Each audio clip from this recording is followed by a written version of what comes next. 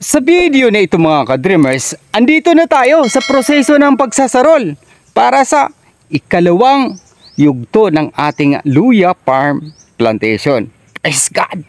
Kahit pa paano, medyo mabigat yung trabaho pero masaya dahil sa passion po natin yung pagsasaka. Yun yung mahalaga roon. Kapag ginusto mo yung isang bagay ay dapat po tayo magiging masaya.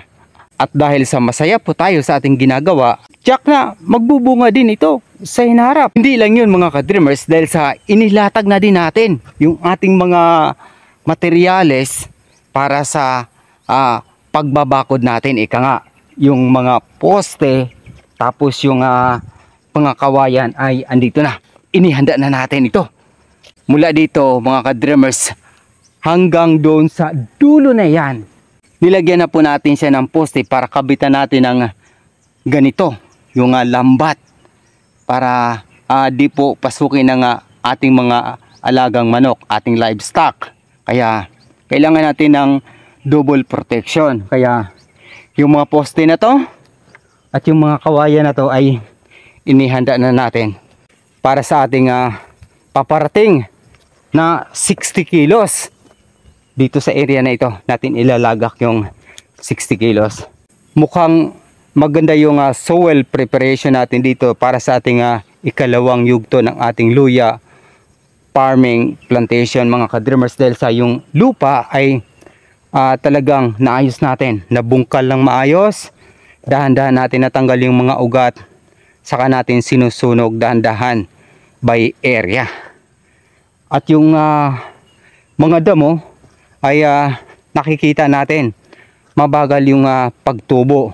Kaya kung mapapansin niyo tulad nito, ito yung napagtagumpayan kong sarulin. Mga 2 araw na. Dahan-dahan kasi kailangan natin tanggalin yung mga ugat ng niyog, dahil sa sobrang matulis po talaga yung ugat ng niyog ay alanganin po para sa ating luya farming plantation ito. So napakadami, ito yung nagpapatagal sa ating pagsasarol, dahil sa iniipon natin to hanggang sa marina natin siyang sunugin sa hinaharap. Bakit ko nga pinuputol yung mga ugat ng niyog? Nakakasira ba sa niyog? Yun yung magandang katanungan doon.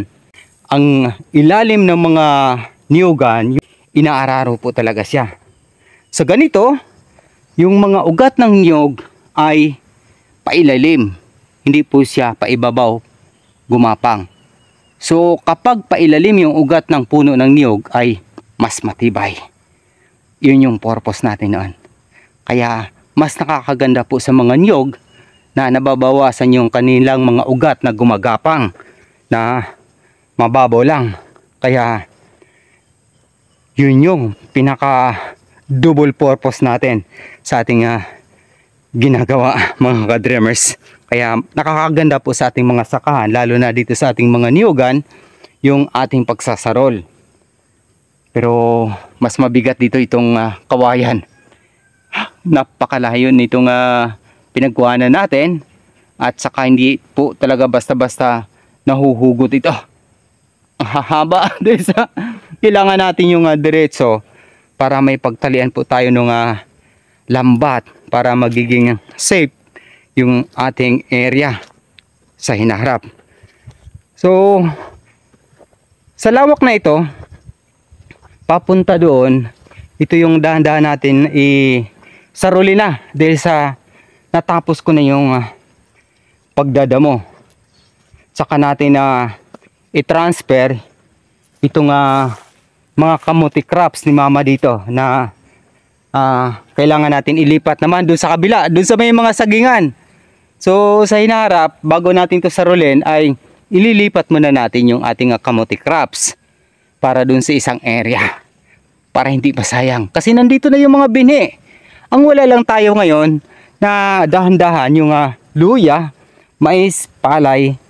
Yun lang, yung 3 variety na yan. Hirap na hirap tayo kumukuha ng binhi. Pero yung ibang crops, ibang lamang lupa ay halos nandito na sa ating munting sakahan. Kaya salamat sa Diyos. Kahit papaano yung ating pagsusumikap ay dahan-dahan natin nakikita Kaya ito mga ka-dreamers, lawak na to sa ilalim hanggang doon sa pinagmula natin kanina. Yan, yung sa bungad niyan. Doon tayo nagsimula kanina mag-video. Paikot dito. Pero may iba pang katanungan, di ba? Kasi papunta na tayo sa summer. Yan, tag-init. Oo naman. Sabi ko nga, andyan yung ating source of water. Di kalayuan. Andyan yung ilog. Andyan lang. Ito lang. Saan ba yung kamay ko? Yan lang. Ayan na. Yung sa may mga sagingan. Ilog na yan. Pero di naman natin basta-basta makukuha yung tubig kung di natin paghirapan. So plano natin dyan. Bibili po tayo ng mga materyales para madiligan yung ating mga pananim. Pero hindi pa po yung mga makinarya dahil sa wala pa tayong puhunan para dyan. Kundi yung hose mo na. Pansamantala yung roll yun, yung 100 meters, 150 to 200 meters. Dahil sa meron tayong bukal dun sa paanan ng bundok na yan sa may balite na talagang hindi po talaga siya natutuyo. Malakas yung daloy ng tubig diyan papunta dito sa kapatagan. Kaya doon tayong kukuha para di na natin kailangan ng makinarya.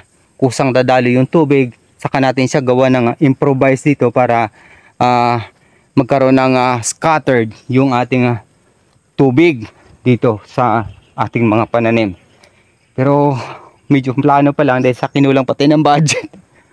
Basta ang mahalaga ay di po natin mapabayaan yung ating farming. Dahil sa marami naman tayong pagkuhanan ng tubig para matugunan yung pangangailangan nila. Dahil sa yung mga crops, mga pananim natin ay kailangan ng araw, bitamina nila. Tubig naman para sa kanilang paglago. Yan. Kaya ito na. Praise God.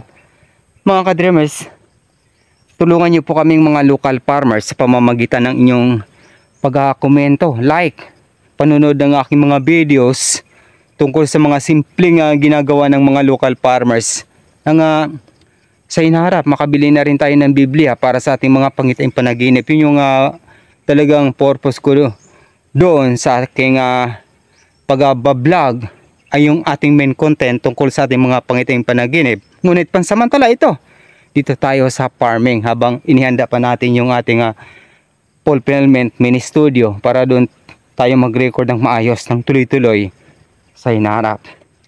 Hindi po haka-haka or hearsays yung ating mga pangitain panaginip dahil sa 2007 pa po yan hanggang 2012 yung ating pagtatala at pagsusuri. Kaya kung baguhan ka pa sa aking YouTube channel, Dreams Visions TV, maaari niyo po akong tulungan sa pamamagitan ng inyong pag-follow at pag-subscribe. At sa hinaharap sa aking mga pangitain panaginip, ayon sa Biblia, mga tanda at kababalaghan bago ang dakilang araw ng Panginoong Hesukristo.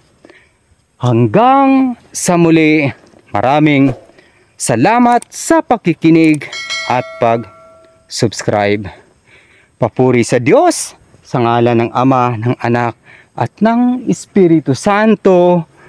Amen. God bless. Thank you, Lord. Praise God.